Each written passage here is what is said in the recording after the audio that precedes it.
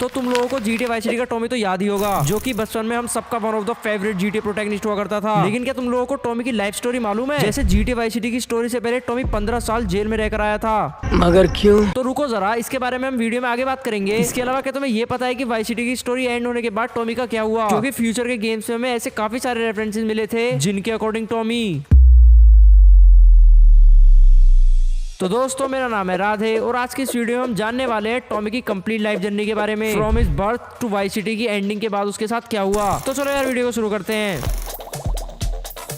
Tommy, जिसका पूरा नाम होता है थॉमस वर्सेट्टी, जिसका जन्म हुआ था 1951 लिबर्टी सिटी में। टॉमी के फादर एक प्रिंटिंग शॉप में काम किया करते थे और बचपन में टॉमी भी अपने फादर के काम में उनकी हेल्प किया करता था। और टॉमी का फ्यूचर प्लान यही था कि वो अपने फादर के ही प्रोफेशन को फॉलो करना चाहता था। इसके अलावा टॉमी के डायलॉग से हमें गेम में ये भी नेक्स्ट एंड मिलता है कि टॉमी के रिलेशन उसकी मॉम के साथ कुछ खास अच्छे नहीं थे और उसकी मॉम अक्सर उसे बड़ी जवानी चढ़ी है तेरे अंदर। अपने बचपन में ही टॉमी की दोस्ती फ्यूचर माफिया बॉस सनी फोरेली से हो जाती है, जो कि मुझे जहाँ दिख जाता है ना, मेरे को गुस्सा हो रहा था भाई।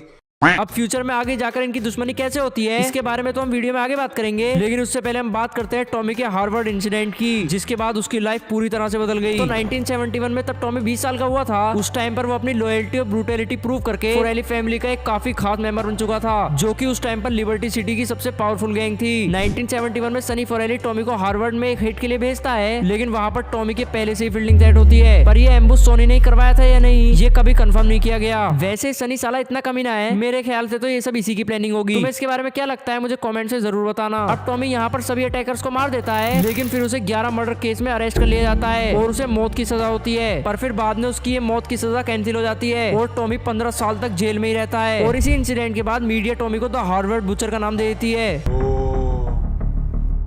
तो हमने टॉमी की अर्ली लाइफ के बारे में बात कर ली है, जिसमें हमने टॉमी के चाइल्डहुड से लेकर द हार्वर्ड बुचर बनने के बारे में डिटेल में बात की। तो अब बात करते हैं टॉमी की GTA वाई सिटी जर्नी की।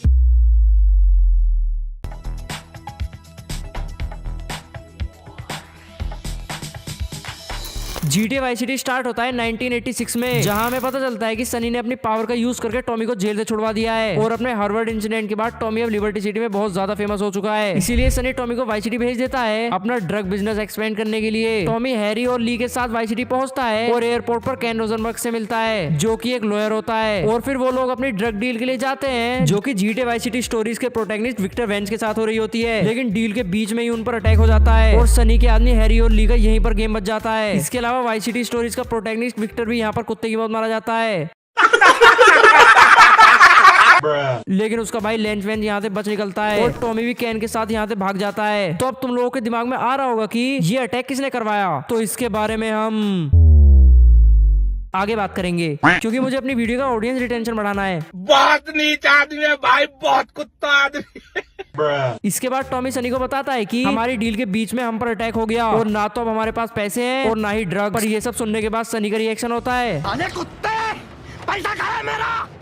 इसके बाद टॉमी वाई सिटी में ही रहने लगता है और कैन के साथ मिलकर वो ड्रग ढूंढने की कोशिश करता है। इसी बीच टॉमी कैन पाउल से भी मिलता है, जो कि एक ब्रिटिश म्यूजिक मैनेजर और नाइट क्लब गाय था। बेसिकली वो म्यूजिक इंडस्ट्री, पार्टीज और क्राइम वर्ल्ड के बीच का मिडिल मैन था और गेम में वो टॉमी को इंपोर्टेंट लोगो और मिशन से इंट्रोड्यूस करवाता था। इसके अलावा टॉमी कैन के साथ मिलकर और भी काफी सारे मिशन करता है और इसी बीच उसकी मुलाकात होती है विक्टर वेंस के भाई लेंस वेंस से, जो कि टॉमी को बोलता है कि तुम्हें अपना पैसा चाहिए और मुझे अपने भाई की मौत का बदला, और इसीलिए हमें साथ मिलकर काम करना चाहिए। और फिर यहीं से दोनों दोस्त बन जाते हैं। इसी दौरान टॉमी कर्नल कोटेज से भी मिलता है, जो कि एक काफी पावरफुल मिडलमैन होता है और टॉमी उसके लिए भी काफी सारे मिशंस करता है। इन्हीं मिशंस के दौरान टॉमी की मुलाकात होती है रिकार्डो डियाज से, जो कि वाई सिटी का ड्रग लॉर्ड होता है। तो ये मिशन होता है गार्डियन एंजल, जिसमें डियाज की डील होती है क्यूबन गैंग के साथ। क्यूबन गैंग वाई सिटी की एक काफी पावरफुल गैंग होती है, जिनकी ओपोनेंट गैंग होती है हेशियन, और कर्नल यहाँ पर टॉमी को उनका बॉडीगार्ड बनाता है और इस मिशन में टॉमी की हेल्प करता है उसका फ्रेंड लेंस। इस मिशन के बाद डियाज टॉमी से काफी इंप्रेस हो जाता है और उससे अपने लिए काम करने के लिए बोलता है, लेकिन टॉमी उसको बोलता है कि मैं सिर्फ मनी भाई के लिए काम करता हूँ।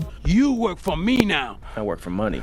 इसके बाद टॉमी और लेंस डियाज के लिए काम करने लगते हैं, लेकिन फिर एक दिन टॉमी को पता चलता है कि उसकी जो ड्रग डील थी उस पर डियाज ने अटैक करवाया था। तो मिशन स्टार्ट होता है डेथ रो, जिसमें टॉमी को पता चलता है कि उसके फ्रेंड लेंस ने डियाज को मारने की कोशिश की और इसीलिए डियाज ने उसे कैप्चर कर लिया है। और फिर टॉमी लेंस को रेस्क्यू करता है, जहाँ पर लेंस उसे बताता है कि डियाज ने उसके भाई टकलिया विक्टर को मरवाया है, मतलब उस डील पर अटैक डियाज ने ही करवाया था, लेकिन उस अटैक के पीछे डियाज ही था। इसका हमें कोई स्ट्रॉन्ग प्रूफ नहीं दिया गया, क्योंकि हमें सिर्फ लेंस के थ्रू ही पता चलता है। इसके बाद टॉमी और लेंस डियाज के मेंशन पर अटैक कर देते हैं और उसको मारकर उसका सारा बिजनेस हथिया लेते हैं। आगे हम देखते हैं टॉमी सिर्फ गैंग्स तक ही लिमिटेड नहीं रहता, बल्कि वो मल्टीपल बिजनेस बाई करता है, जैसे Malibu Club, Cherry Popper ice cream factory, Sunshine Autos, Inter Global film, print work. साथ ही वो Cuban, Asian, biker, gun runner और लफिज जैसे लोगों के लिए भी काम करता है, जिसके बाद टॉमी बहुत ही ज्यादा पावरफुल हो जाता है। फिर आगे हमें पता चलता है कि सनी टॉमी से पैसा लेने के लिए अपने आदमी भेजता है, पर टॉमी उसके आदमियों को ही उड़ा देता है। फिर गेम के फाइनल मिशन में हमें पता चलता है कि सनी अब अपने पैसे लेने के लिए खुद आ रहा है। Their man, they're coming down to see the business today. इसके बाद टॉमी, लेंस और कैन अपने सारे पैसे लॉकर में छिपा देते हैं और सनी को देने के लिए काउंटरफीट नोट्स लेकर जाते हैं। लेकिन तभी आता है वाइस सिटी का सबसे बड़ा ट्विस्ट कि लेंस ने टॉमी को बिट्रे कर दिया है। Sorry, Tommy, this is Vice City. This is business. और फिर यहाँ हम देखते हैं सनी के आदमी टॉमी पर हमला कर देते हैं और फिर टॉमी यहाँ पर लेंस और सनी के साथ सबको खत्म कर देता है। तो अब टॉमी का कोई भी अपोनेंट जिंदा नहीं बचा है और अब पूरे वाइस सिटी पर टॉमी और कैन का राज है। ओ सॉरी, सिर्फ टॉमी का राज है, क्योंकि कैन तो उसका राइट हैंड है। That we're in charge. I mean, you're in charge. इसके बाद वाइस सिटी की स्टोरी यहीं पर एंड हो जाती है। तो अब हम बात करते हैं वाइस सिटी की स्टोरी एंड होने के बाद टॉमी का क्या हुआ। तो वाइस सिटी की एंडिंग के बाद हमें रॉकस्टार की तरफ से टॉमी से रिलेटेड 3 रेफरेंसेस मिले, जिसमें सबसे पहला रेफरेंस था 1992 में। तो जैसा कि तुम लोग जानते ही होगे कि 1992 में टेक प्लेस करती है GTA सैन एंड्रियास की स्टोरी, जिसमें हम देखते हैं टॉमी के फ्रेंड कैन रोजनबर्ग को, जिसे कि टॉमी ने वाइस सिटी के बाद सैन एंड्रियास के रिहैब सेंटर भेज दिया था, क्योंकि कैन बहुत बड़ा चर्सी था। पर फिर कैन रिहैब सेंटर से बाहर आकर टॉमी को फोन करता है, पर टॉमी की सेक्रेटरी फोन उठाती है, लेकिन कैन के बताने पर भी वो उसकी टॉमी से बात नहीं करवाती। और इसी से हमें कंफर्म हो जाता है कि 1992 में भी टॉमी वाइस सिटी में अपना एम्पायर चला रहा था। इसके अलावा कैन सीजे से भी टॉमी के बारे में बात करता है, पर सीजे टॉमी को गाली दे देता है। Dating Tommy, it's like old times. Old Tom. वैसे यार सीजे ने टॉमी को गाली देकर सही किया है या गलत, इस बारे में टॉमी और सीजे के फैंस मेरे कमेंट सेक्शन में लड़ाई जरूर करना, मेरी वीडियो को थोड़ी ज्यादा रीच मिल जाएगी। तो साला बहुत नीच आदमी रहे। तो अब हम सेकंड रेफरेंस की बात करें तो नहीं, पहले थर्ड रेफरेंस की बात करते हैं। मगर क्यों? तो वो तुम्हें आगे समझ आएगा। तो GTA 4 में एक रेफरेंस था जिसके अकॉर्डिंग टॉमी मर गया। What? पर अगर तुमने मेरी सीजे की लाइफ स्टोरी वाली वीडियो देखी है तो तुम्हें पता ही होगा ये सब सिर्फ रॉकस्टार वालों का एक मजाक था, क्योंकि GTA 4 के साथ उनका नया यूनिवर्स स्टार्ट हो रहा था वगैरह वगैरह। तो मतलब टॉमी का थर्ड रेफरेंस कोई था ही नहीं।